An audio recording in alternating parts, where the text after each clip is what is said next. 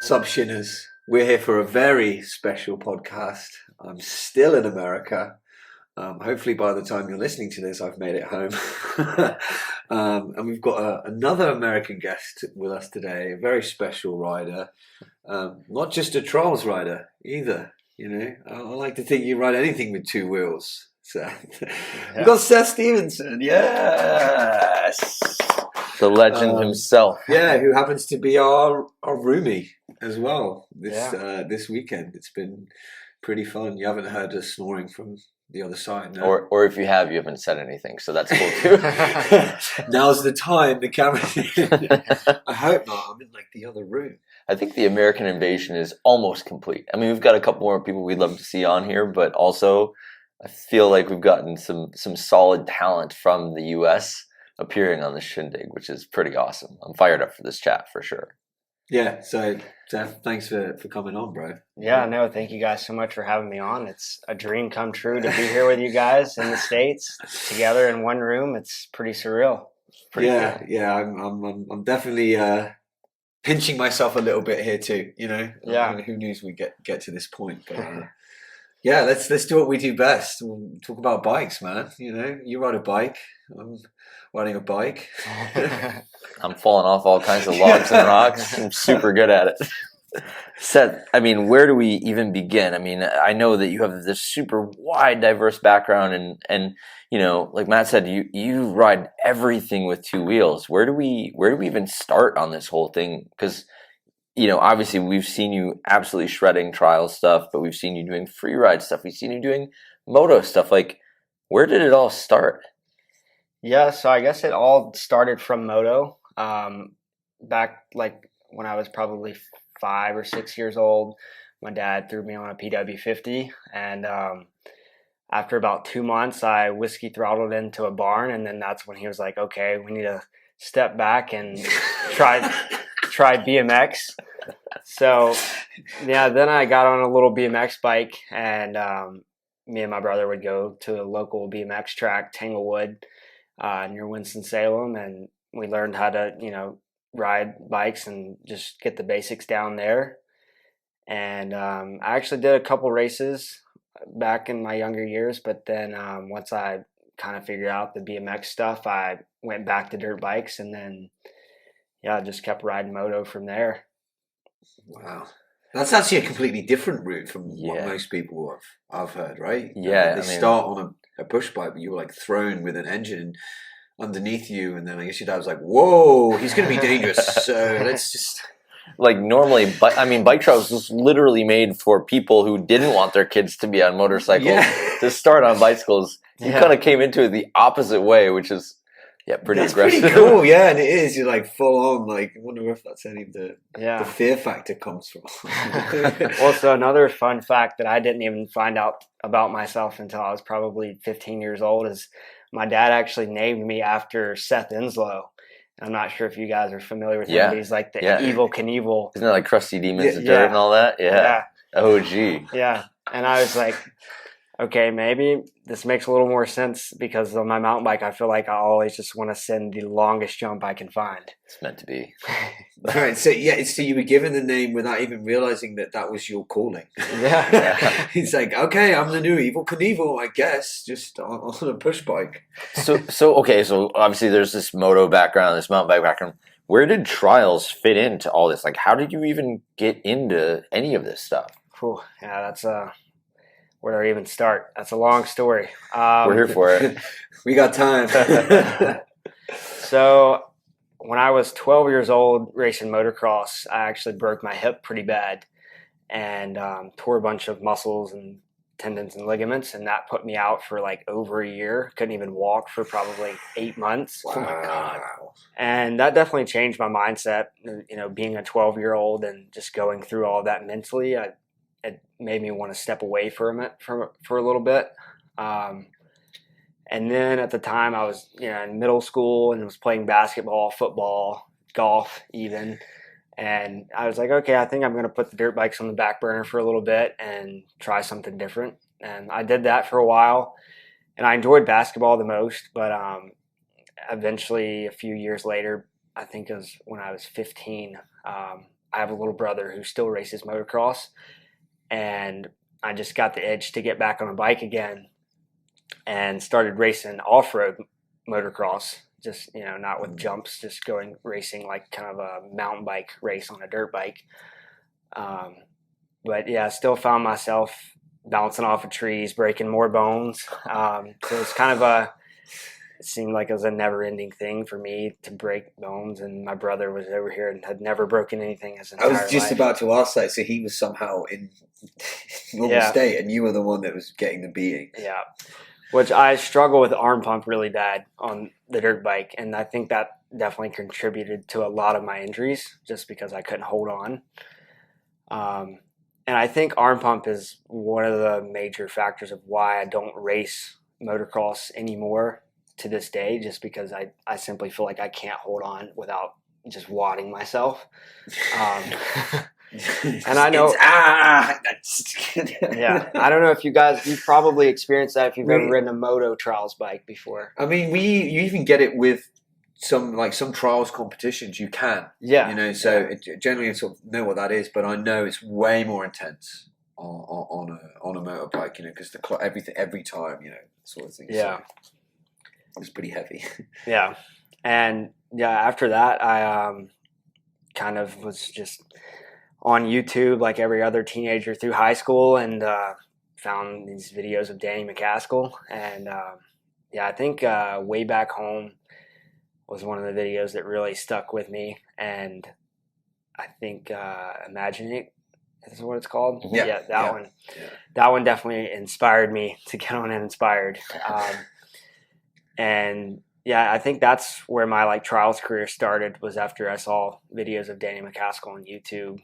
It inspired me to I'd done wheelies and stoppies on my mountain bike forever growing up, and then once I saw the way that he was twisting and turning that into a different sport and discipline on different objects, I'm like, ooh, this looks very interesting. So.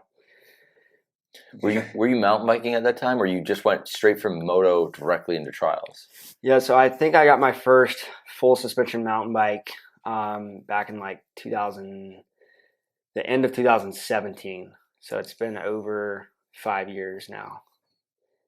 But mountain bike wheelies and stoppies for about 2 years, and then that's when I finally broke down after breaking my 500 derailleur hanger and bottom bracket. I was like, okay, I need to get a real street trials bike. And which was your first one? So my very first one was actually the Inspired Flow 20-inch. And the blue one. Yes. Yeah. Yeah. Because I'm a short guy, and I was like, I think they didn't offer a 22-inch at the time, and I thought the 24 was probably going to be too big because Danny was 5'7", 8 or so, I think. So yeah, I went with the Flow. And then not long after, I found out that I wanted a 24-inch because the Flow was too small. Right. So I ended up getting Inspired Sky. And ever since I got that bike, I've been pretty sold on the Sky. Is that the same bike you have now, the orange one, or is it a different Sky? It was a different Sky. Oh, okay. I want to say it was the V3 maybe. It wasn't, the V2 was blue, so maybe the V3 so it would have been the next one. What was the V3 was green?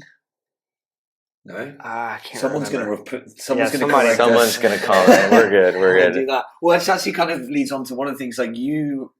You have the almost pretty much identical, the exact bike that Danny had in Industrial Revolutions, was it? Yeah, Industrial Revolutions and Way Back Home. Yeah, Way Back Home was the first, and then he used the same bike. Okay. In that, even the color scheme, the rims, everything. So how did that come about? Did you have to build it? You just bought it? Or? So yeah, I said I started trials in 2018, and kind of felt like just about everyone else. I got into it, and then I felt like I wasn't getting anywhere, and I kind of put that on the back burner and got more into downhill racing and mountain biking because with my moto background, I just had the need for speed, and trials just wasn't giving it to me. So. What? A 22-18 gear ratio? Not doing it? What? Yeah, after that, it was like a 2-year hiatus of not really riding any trials bike, and then and then I don't know, I feel like I got a little burnt out on downhill racing just because it's a one and done race, and even with moto racing, you kind of get 2 tries because it's a 2 moto format, and it's not a cheap sport either. So I figured living in Danbury, North Carolina, and just doing what more I have fun with is trials. So I started looking for another Sky because I unfortunately did sell my original Sky, and just so happened to come across a V1 on Facebook Marketplace, and I was just like, wow, no way. This is like the only Sky that I can find in the US right now. I was going to say, especially in the US, like Yeah. it was quite a common, could have been a common thing in Europe, but still rare. Yeah. Yeah. I think ever since the Sky was discontinued, it has been very hard to find any used Sky because everyone wants to hold on to them. Yeah. But yeah, it was actually Taylor Robert. He's like professional factory Red Bull KTM off-road moto rider. He bought the Sky and then sold it to his brother-in-law, and his brother-in-law like classically just rode it like 2 times and then put it in the garage. And his wife had it on Facebook for like, I think it was $800. And it looked like it was in mint condition, and I was just like, there's no way this is real. This has to be like a scam. So I was just like, it's a picture. It has to be a picture. Yeah. So I messaged her and was just like, I was like, do you still have this bike? Like, please tell me you still have it. And she's like, yeah, I do. And I was like, oh, will you please like sell it to me now? Because I just know that I'll never find another bike like this again. And definitely not for $800. Yeah. It was like, wow. And this is a complete It was Sky. a complete, yeah. Wow. Which I ended up having to pay a little more than $800 because she made me pay for shipping. But either way, I was pretty stoked. Yeah. That's a win. Yeah. So was it totally complete? Was the orange frame, but then you had to do some things to like dial it in, right? Yeah. So the whole idea, after I drooled over Danny's way back home video in high school for hours and hours not doing my schoolwork, I was like, man, it would be so cool to replicate that bike just because I haven't seen anyone do that before. And I feel like people like to see stuff they've never seen before. So yeah, I was like, I'm going to try to replicate it, but do it with the most up-to-date and advanced parts with the 10-year-old frame. And yeah, I was pretty stoked. My buddy Peter Lang, who wrapped his trials bike with vinyl wrap, or his wheels with vinyl wrap. I was like, oh, that's going to be perfect to make the wheels green because it's so hard to find green 24-inch rims. Oh, okay. Yeah, because I was like, how did you find the wheels? Yeah. What did he have in the movie? He had Atom Lab wheels, right? I think so. I don't remember, but I remember the color. But you do. Oh man. Yeah, I think it's one of those iconic videos, like you say, especially because it was only he didn't have an Imagine. What bike did he have an Imagine then? It wasn't the same Sky. I think it was blue, wasn't it? Yeah, I think that was the V2. But anyway, yeah, they're some of the most iconic videos, and I like to think that that's the only one of its kind now, right? That bike. I'm pointing because it's in the garage. Like, So you vinyl wrapped the wheels. You had a bunch of like sponsors kind of help you like get all the right pieces, and now you've got basically like the ultimate replica bike. Yeah, I'd say it's 100% my dream bike. Like I framed the bike once I bought it, and then I was like, okay, I'm going to pick every single little part out. And it took me over a year to build this bike because I was just saving up money, constantly waiting on parts to get back in stock. And thankfully, Tardy Bikes had a lot of the parts that I needed in stock. So huge shout out to those guys. UK, woo! Yeah.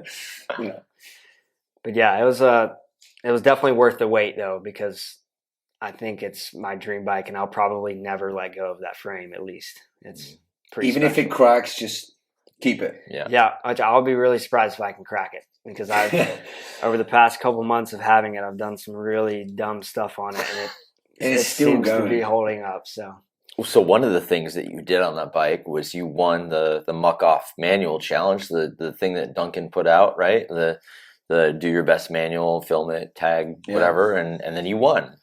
Yeah, I was super surprised to win that, but I was also really stoked because I wanted a pressure washer so bad. Yeah, he was like, that was the only way to win it. You're like, I've spent all my money on this bike. I can't afford a pressure washer. Yeah. So like, this is the only way I keep it clean. Yeah, exactly. Well, you were with Duncan at Sea Otter this year. I was with you guys together. Was that the first time you guys had met, and then you went riding? Was that before or after you won the challenge? That was actually after I won the challenge, and I met him one time at Sea Otter a few years before that, but just like briefly after, watching him do the show with Drop and Roll. But yeah, it was kind of ironic to win that, and then like a month less later go and ride with him for the first time. I was just like, this is pretty surreal. Yeah, wait until you see Lovers Point in Monterey. It's like this trials mecca right outside where the Sea Otter Classic is based. And it's just this epic trial spot that everybody, like all the trials riders that get forced to go to Sea Otter, end up riding in this one spot. And it's out of control. Like perfect rocks, perfect everything. Yeah. But you guys did a session there. Yeah, we did. And it was unreal, like you're saying. There's so many spots. And I remember watching a pink bike video of like Danny, Allie, and Duncan, I think, riding there. And it was just like, getting to see some of those spots in real life just is absolutely mind-blowing. And then ride there too with Duncan. With Duncan, and, like, you saw the Drop and Roll tour and like getting that. Have you ever ridden with Danny then? I have not. No, I actually have not. I want to know if he's like. I wonder if he must know you. Like you've built that replica bike. I'm sure. I think it was kind of odd. I tagged him in the caption and like never saw him, like or comment on it until like a month later. I saw him comment on it. It was like, oh man, I think he said that's like such a cool build. I was like, oh, that's dream come true right there. So he's calling you like, that bike you've got, can I buy it from you? I'm like, no. Mine now. Yeah. Yeah, I wonder if he still has that frame. I'm sure he does somewhere in his garage. But yeah, you hope that, they keep all the bikes and make a little museum. I feel like some riders do, and some riders just like, sell it at the end of the season. You just never really know who's holding and who's not. Yeah, or if they know it's going to be that iconic. Yeah. I don't know if maybe he didn't know. He was just like, I want to ride my bike and have fun. Just film me. Like, that's his attitude, right? So. Yeah. So, one of the things that I think you're doing so many things that I think are really impressive and exciting, and trials riders could definitely learn from some of the stuff you do. You have this Instagram account that's just massive, especially in reference to any other trials rider. Like you're doing so many different things, and I think it's the variety of different things that you're doing. But what's kind of your take on all this stuff? You're riding everything. You're posting all kinds of videos that have like so many different backgrounds. Like, what's your approach to being a rider these days and trying to be out there and do your thing? Yeah. So a lot of people ask me that question. I feel like I can never tell them exactly what my main discipline is because, like you're saying, I do so many. But yeah, I think if I could kind of dwindle it down to one thing is just I like to have fun on two wheels and sometimes one wheel. But like here recently, I've been super inspired by Kurt Voorhees on the recumbent bike. And I bought one of those off of Facebook Marketplace. It's been coming in clutch. And I was like, he's doing all these like stoppies and hang tens and bar spins. I'm like, it just looks like such a fun bike. And I was like, I got to try it. And turns out he was 100% right. It's like one of the most fun bikes I've ever ridden. And it sounds crazy until you ride it. You guys will have to ride it tomorrow. Yeah, I think I definitely will go. I think that would be fun. And so you raced him at Sea Otter on the dual slalom. Did you won? Yeah. Right? No, I almost won, but he still got me right at the very end. Yeah. That was the craziest video I've seen of recumbent bikes doing dual slalom. Yeah. Like downhill on a recumbent bike. And you guys were sending it. Like it wasn't just casual, like you were just full speed. Like How did that whole thing come about that you were gonna race Kurt Voorhees in a recumbent dual slalom? The front wheels of those bikes like 8 inches. I know, it's like what you have on like a pram or a buggy for a kid's thing. Yeah. Right? It's like And there's is there suspension? There's a rear suspension. Mine actually does have a rear little Cane Creek air shock. Cheater. It's cheating. No. I feel like it actually puts me at a disadvantage in some circumstances because it almost like seat balances me and tries to like throw me OTB as I'm going over rollers. Which I noticed I just raced it at the Bentonville dual slalom race, and it was just like every single roller I was doing like a huckabuck over it. He's almost losing it straight over. And I love that stopper you did too, because you can see it. It was like, what did somebody say recently? It was like, it looked like unicycling. Yeah, you were unicycling because you were so upright, just like, whoa. And it looks like you're going to flip over. You're like, you're like standing, you're like 10 feet in the air. It's like, ah. Yeah, it was super weird. I just imagined it in my head. I was like, maybe it'll work, maybe it won't. And then after a few goes, I was like, oh, it's definitely going to work. I wonder if we can make like a full series of that, right? I mean, it's up to you. I feel like after Sea The Otter, Seth series, here we go. yeah, no, the recumbent bike's something I think I'll continue to ride until I guess maybe do get hurt on it, and then I'll be like, oh, maybe it's not worth it anymore. Hey, it's not as fast as a motocross bike. I feel like from the stories, it sounds like you've been through the worst of those injuries. Like you're back on the pedal power, which you are the engine, so you're only going to go as far it is. But that makes sense how you can hit some of these huge jumps, right? So you won the Muc-Off manual challenge. The next gauntlet that's been thrown down recently is this Inspired Summer series. So Todd Cook actually wants to know specifically. We sourced some questions for this interview. Are you going to do it? Man, I feel like I haven't decided yet. So this could be the Shindig exclusive. You got to let us know. Yeah. So I think I've actually had a lot of my buddies ask me the same question. And when I first saw that Inspired released the contest, I was really stoked because I'm like, I feel like there's not enough of this going on in the industry right now, especially for the trials community. And yeah, I was like, I want to do it, but I've had this other video project in mind for a while now. And now that I've got this bike, I started filming a little bit of it before they released this contest. And I was just like, well, I'm on the road now. I'm not going to have much time to like get back home and film something that's in my mind worth promoting for the video contest. But yeah, I want to ask them if I could use maybe the couple clips before, they said you could start filming. I think it was like May 1st. But I filmed a little bit before that, so I need to ask some of the judges if I can like use some of those clips because they're not going to know. Yeah, maybe not. Maybe if they will. Now they will. Now they will. It's like, hey, I know how you can change the date on these things. We can just delete the last couple of minutes of this chat. Well, one thing with it only being a minute and 30 seconds, I feel like I would almost just be like going 50-50 on each of them if I were to do the Inspired contest and the video project I have in mind. I've been pretty stoked with what I have filmed for the video so far. So maybe I will, maybe I won't, but we'll see. I'm still haven't decided yet. Do you want to give us a teaser of the project you're working on? Teaser. Well, let's see.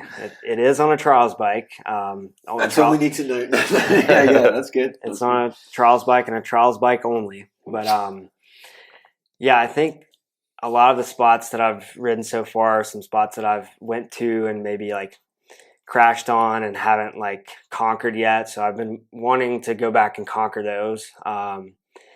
But definitely there's some other spots. It's like kind of Danny inspired stuff that I've been dreaming of doing. And I think that's about all I can say for it right now.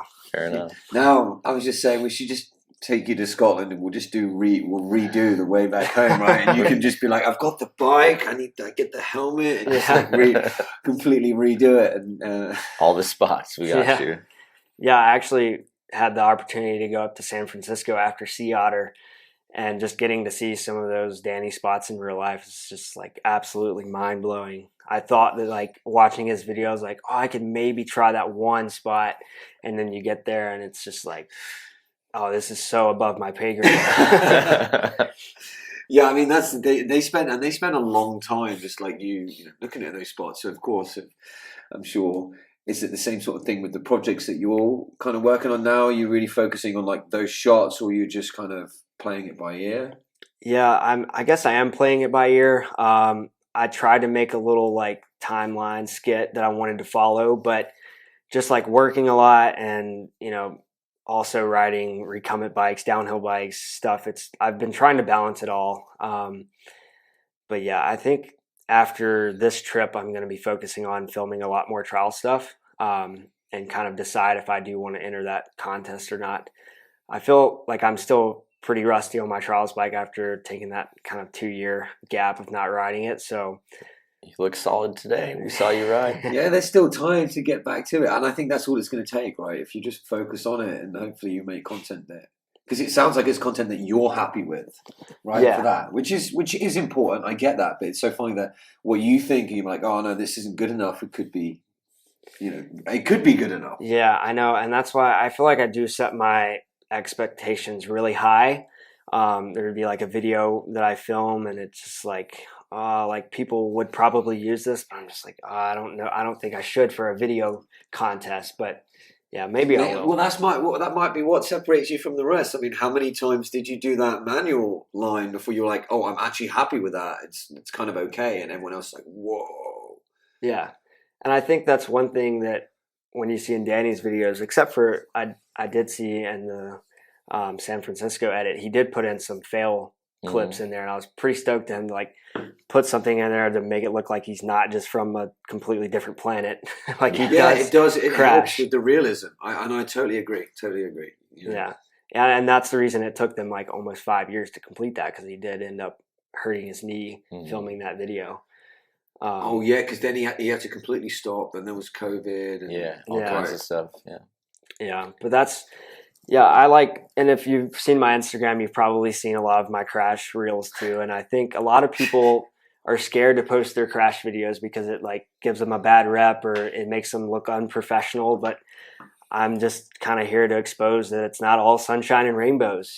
People crash. I totally agree. I think some of those clips get more views. Yeah, they do. Right? People who don't ride trials, they don't care about, they don't care you've got hurt or what you tried to do, but they've just seen something it shouldn't happen, and we'd be like, oh, it's entertaining. So I'm all for that, bro. Yeah, stick to it. We should be showing people that it doesn't always work out. Yeah, because I think that's one thing that kind of, I don't know, persuades a misleading message to people who are looking to get into trials, is like it looks like it is all sunshine and rainbows, and then they start and they're like, oh, this is like so hard, I suck at it, I'm not going to do it anymore. When I'm like, well, I'm just going to post like all my crashes and be like, this is what it took to get here. So like, don't expect it to happen first try or even within the first day or a week. Like it might take months. So yeah, just keep your head up, and I'd say stick with it. It's like there's this big hump to get over. And then once you kind of figure out how to use your pedals and your brakes together, then it gets way easier. But that first run to get those two things working together is frustrating for sure. I'm sure you had that exact same thing in that first 2 years of like, I don't get pedal kicks. And then all of a sudden... Oh yeah, don't even get me started. That was... Well, now I was going to bring... This is one thing I wanted to raise up, because we were talking, was it last night or the night before, where we were talking about, your strong foot forward. Yeah. And how you were saying like, oh, well, I'll pedal up to back wheel and then land with your left foot forward, or you can explain it better than me. But my dominant foot is my right foot. Like I would kick a soccer ball with my right foot, but I do ride a bike with my left foot forward, like when I'm riding downhill and whatnot. So when I got on the trials bike and I was learning pedal kicks, just having more power from my right foot, I was like, oh, I'm just going to I was a kid and wasn't really thinking about my technique, and just formed this bad habit of doing pedal kicks with my right foot forward, but I rode everything else with my left foot forward. So it's like, if I did an up to back, I would do it with my left foot forward and then instantly have to like do a little 180 crank to get my right foot to like right. And I noticed that a couple of times when I see you ride, as you just like pedal up, he lands and does this, and he gets to the end and has to go and like flip your cranks. Yeah, and like I have you seen I gotta see this. Yeah, I do have like every once in a while I'll kind of do that bad habit, but I feel like I have forced myself to learn to use my left foot 100% right. I was going to say, time. have you chosen a foot and gone, okay, let's just get this going and kick with it. Our buddy Tim Terrasis from the Trials Discord learns everything with both feet. So he can pedal kick with Yeah. his right foot or his left foot. He can side hop, gap, every back wheel hop because he's like a judo wizard. And so he's like, I got to learn everything with either. I got to be able to do I it think either that way. would be the next step for trials. You know, we're talking about all these like wrong foot, right foot, left foot, right, you know, whatever. But if you can do both, I know if I put my left foot forward on a bike, I can barely track stand. Yeah. Like it's crazy that's that kind of. But Samuel was just saying he practices that sometimes. He Yeah. can do some stuff the opposite way. Imagine if you're like, oh, this would have been my weak side, but haha, I can switch over and do it. Like that's an amazing thing to have. I think what's funny is like, as a person just watching, you can just like flip your cranks. They wouldn't know. You'd have to like put in the captions like wrong foot forward. Do you know what I mean? Just they wouldn't. So you're like see halfway. that. You're like halfway there, basically. Yeah. yeah. If you look back on my Instagram, I did this like wooden rail ride, and I remember at the time I didn't even notice that I did it because it was just like second nature. But somebody had commented, they're like, "Did you do that drop switch foot?" And I was like, "Switch foot? What do you mean?" And then I watched the video again, and I was like, "Oh, I did like a little crank flip, and then did it with my right foot off." Dude. And I was like, okay, I've definitely formed a habit that I need Right, to get rid of. but someone noticed. Yeah, Because like it's many probably- others wouldn't even know. It's probably good that you don't notice that because if you're that comfortable dropping with either foot, like that's great, you know, and especially if it's just unconscious. Yeah, and you could be like, yeah, I did switch foot. Like, yeah, I'm cool. I knew what I was doing. You're like, I didn't even know it. Yeah, I hope to add in like some of my video parts that I'm working on. I'm definitely going to try to like show that I Like, can use both feet. I was going to say incorporate it, like own it. Just be like, hey, yeah, I can like kick from this and land left foot, but then I can kick from my right and like make it a thing. Yeah, I think a lot of people just have it in their brain that they can only use one foot, and I'm just like, kind of like a lot of people thinking they can only spin one way, and I'm just like, it feels like that until you just like give it a few weeks and then understand that you can spin both ways. Because I don't 360 both ways right now, but like my nose pivot drops, I 100% can do either way, and they both feel the exact same. So it's kind of odd. This is where we could be changing it, right? Because we were talking the other night. I think you said Ali C had commented on like one of your foot jams. Oh yeah, foot jam. Was this what it was? Yep. And he said something like, you'll probably say it better than me. I can't remember what the comment was. Oh yeah, I did a double foot jam tail whip, and he commented and was like, you know, well done. I think you created a new way of doing a foot jam tail whip. And I was just like, I thought you were saying well done for the double foot jam tail whip, because like to me that was like so awesome. And then you're saying I created a new way of doing the foot jam tail whip, and I was just, at first I really didn't understand what he was saying until I started watching videos of other people doing their foot jam tail whips, and it was completely different. It was like, so I wanted to do it like the Danny way, where you cross over the frame, but I ride left foot forward and I cross my right foot over and I swing the rear of the bike to my right. So if you can imagine that, whoever's listening, in your head, how you do your foot jam tail whip, maybe it isn't the same. I don't know. I've done a couple in my lifetime. Yes, I have, before people were in those videos. But I understand that, because I would be always front foot this over, whereas you're doing like the opposite way. But who the hell said that's the right way? We use this term the wrong way. You're like, hey, you've achieved what you were trying to do. Yeah. So whatever you feel, whatever feels comfortable for you, right? And I think that's what maybe we need to like drill to others. Like, it doesn't matter. Clearly, it's working pretty well for him. Yeah. Yeah, I haven't mastered them yet, but I have started doing my like opposite foot jam tail whips, because I think the proper way of doing the crossover is taking your front foot off and putting it on the tire. Yeah. If I'm correct, 'cause that way your back foot like swings the rear of the bike to get more leverage or momentum going. I think as you do that as well, because the pressure of the crank, if you take your foot off, the back foot doesn't move. Oh yeah, exactly. Yeah. So it's actually like the physicality of how the bike works is like, you take your front foot off, your back foot stays where it is. If you take your back foot off, and now my science is messing me up. Now that you say that, I think when I do the foot jam tail whip, I'm holding the rear brake, and that's how my front foot doesn't go down, like you're saying. It just Right, like, because you have to hold the brake. Whereas if you didn't, you could just let the crank, I guess, do its thing, because it's not going to like spin backwards.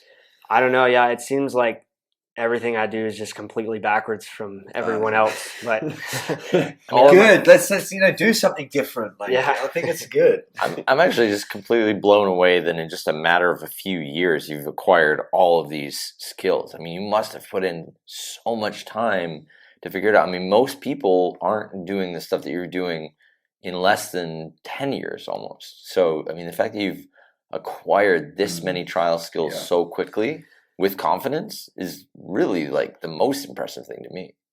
Well, I appreciate that. I feel like just coming from the moto background, like where it is very high speed and trials being slower speed, it's like I'm not very scared to try things, even though I probably should be. He's trying to find the fear factor. Yeah, hasn't got the fear. Not there yet.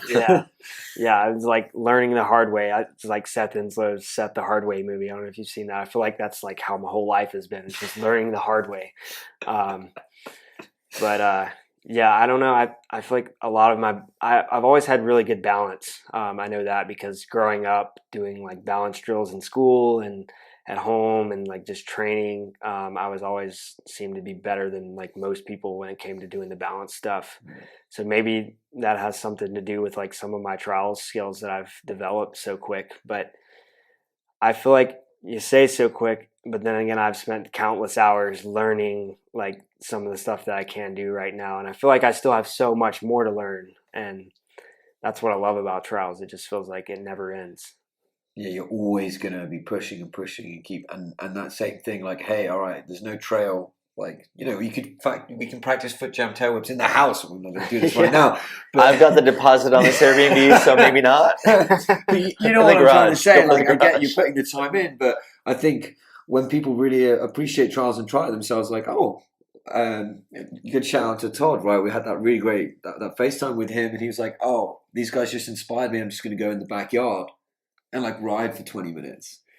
And it's that kind of thing that, it's done quick. But if you've obviously put your time in, realizing, I have this, have the space or whatever, and the passion, and showing others that you don't have to be right foot, left foot forward, or whatever. Who created these rules? Yeah, exactly. There's no right? rules. I get it, but let's change it up, bro. I think you can show the others like, no, you don't have to do it that way, or. I think that's what I like about trials the most is there are no rules. It seems like, especially street trials. It feels like you can do anything you want just about anywhere as long as the cops aren't around. And if you get the right cops, they love it, man. Yeah. Like I've had people like, no, we're not here to kick you off. You're not hurting anyone. Like these guys around the corner smoking crack. We'll deal with them. But you guys are having a great time. So you get the right ones. So it's really obvious that Danny McCaskill has inspired a lot of your journey so far, but where else do you kind of draw inspiration from now? Who's inspiring you? What riders? What stuff are you looking at that's getting you all fired up? Yeah, so I think with social media, Instagram, YouTube, it's easy to get inspired by so many athletes because just like with a click of a button, you can start following, it seems like their entire life.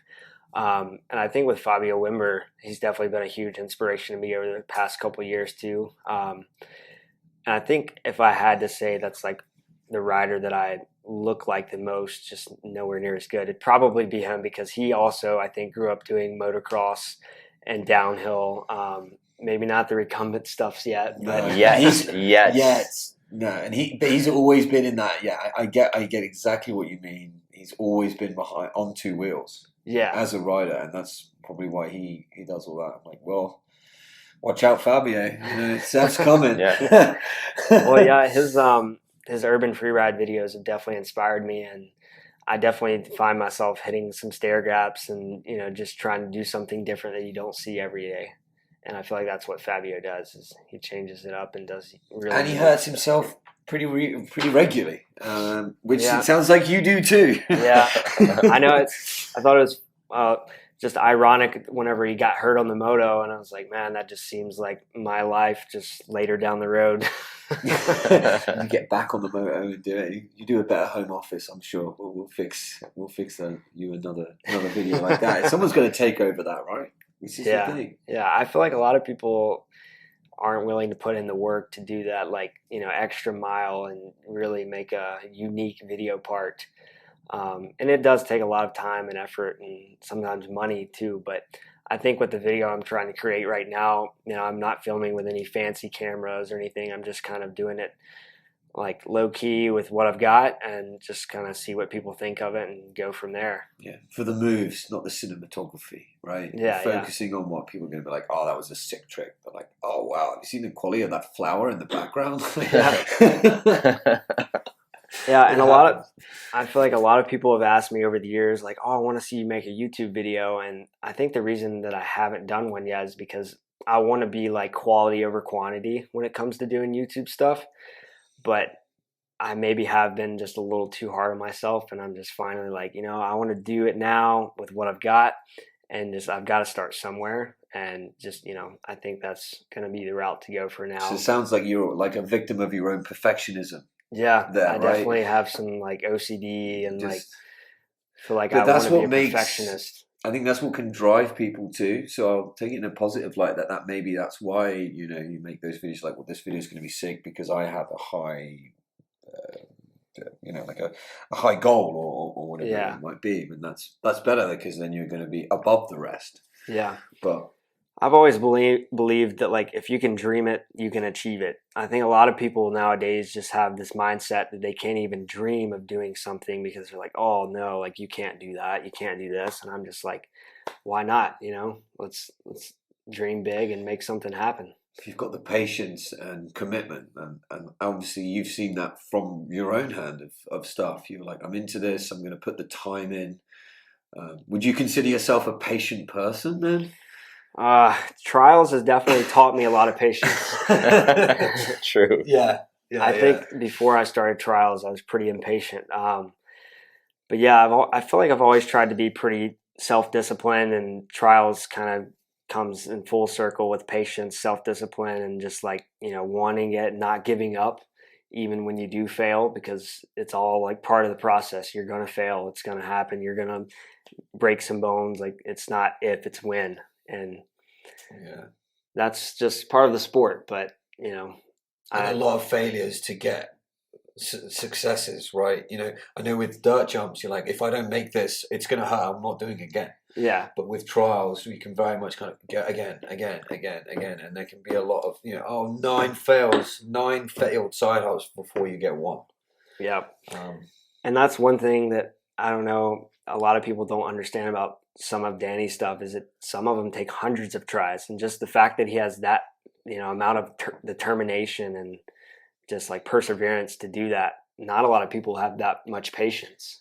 The mentality. Yeah, right? and the days. It was like, we didn't do it the first day. It took me 2 days. You didn't do it the first day? Like, I'd be, after, a few hundred goes, we're leaving. Yeah. After a couple goes, I'd be like, nah, this is probably impossible. I'm over it. Yeah. But 2 days to do that tennis court line. Would you do you feel that you maybe would do a similar approach to doing that? If you're like, I know this can happen, I'm not going to leave till it's done. I think that's definitely my mentality on some stuff. And I feel like sometimes it's like a never-ending rabbit hole that I go down because I'm too hard on myself and I feel like I don't get anywhere. And some days I have to chill, take a step back and just think about what I'm doing. And then I'll go back to the same spot and within maybe 30 minutes, I'll get it. And I'm just like, I spent countless hours here just doing the same thing over and over, and then come back a day later and it's totally different. Yeah, that'll be Aaron tomorrow. On 2 of these, he's just going to do it first time. That's exactly what I'm going to do. That's exactly what's going to happen. What's been the hardest technique for you to master so far? Like the hardest trick that you've had to really push yourself to get? I think I remember when I was learning the G turn, that one it felt like ages to do, but I wanted it so bad and just because it looks so cool. I remember to this day, the first time that I had done the stoppie and then started to get the front wheel to roll backwards. It was just this unreal feeling I'd never felt before. I'm just like, wow, this is what it feels like to do a G turn. And I still wasn't even close from actually doing the trick, but I was just like, this is what's, these little improvements and goals, are what keep me to keep going with the tricks. But I think the G turn was probably the hardest one to learn for me so far. Yeah, I don't think I'll ever be able to do it. Like that's a lot of time, and Flipping over the bars. Yeah, and I think as riders we have a big respect thing for that because that's so hard. Yeah, on any bike. It can be done. That's why I love the trick because it can be done on any bike. Well, maybe not the recumbent bike. But just give him a couple weeks. Okay, sorry. We'll give him a few months. Couple months, okay, fine. Give him a few months. G turn on a recumbent. It's coming. I think if I could get the fakie nose manual, I'd be happy. I think that's pretty good too. You'd have to be so stupid. It'll just be like an extended unicycle, right? Man. Yeah. Okay, so that's the one that was the most difficult to get. What's your favorite thing to do on a trials bike? My favorite thing, I do like foot jam tail webs, but I like tire taps too. I've been learning those recently, and like I find them pretty fun, even regardless of my spinning the opposite direction that I should with my foot forward. But the tire taps and foot jam tail webs here recently have been like my favorite trick to do. Yeah, and they're pretty. I mean, it's one of those things. They look great. Yeah, right? Yeah. It's like a perfect finishing move, for a line, like bam, bam. Yeah, it could be any. So I get it. It looks great, and people love that. I'm sure. I've only landed a few tail whips myself, but I'm sure. I feel like it's a progressive thing for a lot of trials riders to be on like proper trials bikes and do that. But your story's been pretty amazing, Seth. It feels like it's been the backwards one or opposites, and I never expected you to kind of comment from that way, like with engines, and decided not to. Yeah, and I still have a lot of fun. Like I still race the electric cake bikes, and it's not like the same as the motocross that I was racing as a kid, but it's a pretty similar concept. So I haven't like completely stepped away from the moto side of things. And they look really fun. Those cake bikes look sick. You're world champion, are you, at cake Yeah, racing? 2021 I was world champion. Yep. I didn't know that. What? Yeah, shit, man. That's sick. How did I not know that? Yeah, that's awesome. Do they have like a championship then? Yeah, it was a championship race in Sweden. But that could be a whole podcast itself. Because great. Well, we'll just have to do another one next Keep time. it rolling. Let's go. Oh man. Yeah, I wasn't even I wasn't invited to do that race until like 2 weeks before it, and I didn't even have a passport. So I just put it to that. Wow. And then you went and won? Yeah, and they were like totally not even expecting me to be there or like be even close to winning. And I honestly didn't expect myself to win either, but yeah, it was. Oh wow! So crazy. Well then, tune in next time for part two. Wait. Time out for fun. Time out for fun. Wait. So you won the world championship in cake bikes, but then you went to trial. You came back to trials, or are you still are you still doing that? I mean, that seems like. Yeah, that's what I'm saying. I didn't know that. Yeah. Yeah. So I don't know. This year's been so crazy for me because I was riding for Intense last year and then parted ways with them at the beginning of this year. And I've been searching for a new mountain bike sponsor and just haven't had any luck so far. So that's kind of the reason I wanted to like ball out on this new trials bike. And I spent like every dime I had. I was just like, screw it. I'm just going to get this and have a recumbent bike and, do what I want and have fun with it and not have any agendas to follow with a mountain bike brand. But with the cake bike stuff, fortunately, they're pretty lenient. Like they're just, they loan me a bike to make content with. And you're just kind of like, ride it whenever you want to. But maybe win a world championship. I mean, if you feel up to it, whatever. Yeah, well, that's how it started, was just like an ambassador contract with making videos for them. And then, they had a U.S. team set up for the world championships, and then they didn't have their passports up to date. And then it was like last minute, they're like, we got to find 2 more U.S. athletes to fill these spots. So they hit me up, and I was like, I want to do this so bad because I've never been out of the country. It would be like the trip of a lifetime. And it definitely ended up being that. Well, you've got a passport now, which means you can come to the UK too. So, And that's yeah, we've got some good festivals. Maybe next year, it might not be this year, but I think we can get you lined up to get over there for sure, man. Especially like all of your other riders. Danny's there, Duncan's there, Ali's there. And Aaron will come too. I'll come over. He'll be coming. Chaperone. Yeah. So, well, that's it. You got a passport, man. Let's make it happen. I have a place there. You just fly in. We'll pick you up from the airport. Make your life nice and easy. Yeah, I'd love to. It's been on the to-do list for so long, but just like living in a small town, Danbury, North Carolina, it's like so hard to get out of there. But yeah, it's definitely. I think you're making some pretty good moves now to get out of there. You've made international kind of coverage, so to speak. Big following, and you're still young, man. Like you have your career like way ahead of you still. I'm glad you think that. I feel like 21. I was like, man, I'm getting old.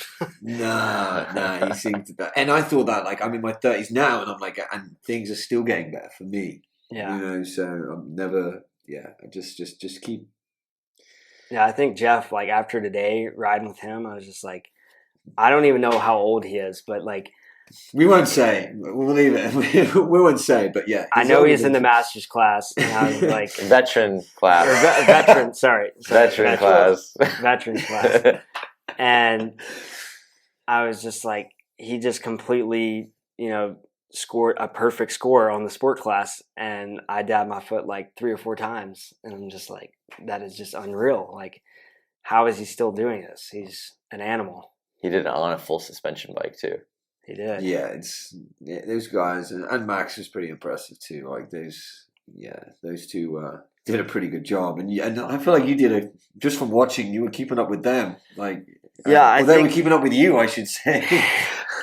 Well, honestly, it seemed like the sport category definitely had some pros for the mountain bike this year because there's a lot of big rocks and like pipes to roll over, and they would just like literally roll over them on their 29-inch wheels, but. There was cheating, yeah. But then again, there was definitely some tight spots where like I just hopped in and they could do a little quick nose pivot, and they just had to like really finesse their way through without crossing another gate. So it was a good challenge today. But yeah, Jeff definitely had me and Max beat. It's awesome. Keeping you on your toes, man. Keeping you on your toes. Where are we? Oh, this is pretty. Yeah, okay. We're in pretty good shape here. Yeah, good. We're almost an hour, so. Oh, perfect. Yeah, this is perfect. perfect. Yeah, I know. I didn't even realize too. I mean, maybe it's because I'm like 4 White Claws in. So. No one saw that we just went to a crazy house party before this, and then we just came home to do a podcast. Seth, it's been awesome. We already realized now. I'm like, well, we're gonna have to get you on again. I'll be like, this time I'll just fly you to the UK. I'm sure at that point we'll have even more stuff to talk about. I mean, this is a pretty solid primer to. Yeah, absolutely. We got through so much stuff. Yeah, I know. Thank you guys so much, and like I would love to do another one because I feel like I really haven't gave you the whole spill of like half the stuff covered. Even I feel like that. Well, now we've got an excuse. So it's like this time you will have to come to the UK, and we can do it there. We've got so many bike events there. I feel like that there'll be some room to get you there. There'll be some kind of support or sponsors. I feel like we can make some things happen. And I know a lot of the other listeners, especially like the street guys, will be pretty stoked that we managed to get to talk to you. I know my the other Shindig presenter, Aaron Good, he was pretty stoked. It was 2 weeks ago. He's like, "Yo, Seth Stevens followed me on Instagram," and he was like, "What? Like, hang on," and I was like, "Yeah, you follow me too, bro." Oh my gosh. That's hilarious. No, honestly, dude, yeah, thanks so much. It's been a real pleasure. I've really enjoyed this chat with you, and yes. I can't wait for more. I mean, we get so much off camera too. These guys don't get to listen anymore, but we've got the rest of the weekend with you, man, and I'm blessed to be sharing this house, man. So I've been Matt Pengelly. I'm Aaron Lutzi. Seth Stevens. Yeah, thanks for listening to the Shindig podcast. We'll be back again at some point, probably another American takeover. Maybe I'll just move here again. right? not? Yeah. And just move back to the States again, and we'll make trials big in America. I'm ready. All right, guys. Thanks, and we'll see you again soon. Bye bye.